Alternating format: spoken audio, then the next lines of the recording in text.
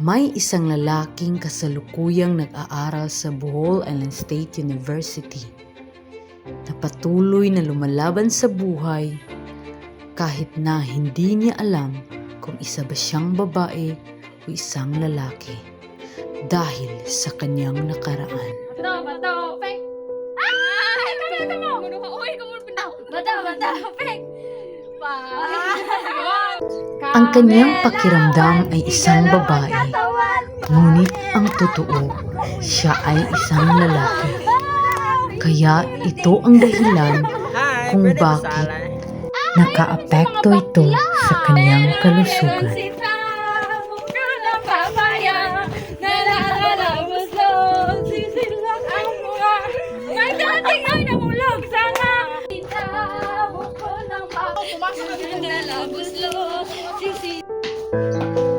Di ba sinabi ko sa iyo na ayaw mo na may anak na bakla, kaya ayusin mo sarili mo. Dapat magiging lalaki ka, hindi magiging bakla. Gayun din, hindi siya sumusuko sa kanyang buhay kahit na siya ay naghirap, hanggang malaman niya na may karapatan ang bawat isa.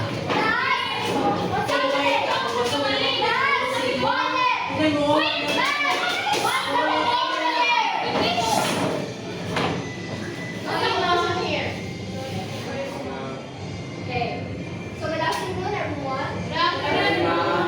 Today we're going to talk about an interesting topic that you can apply and relate to.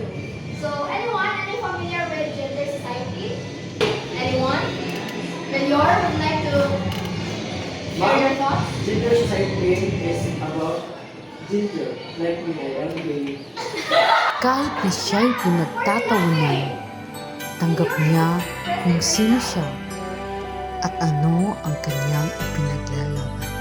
Sa gitna ng kapaitan, kabutihan pa rin ang kanyang ipinapairal at nagbunga ito ng magandang kinabukasan.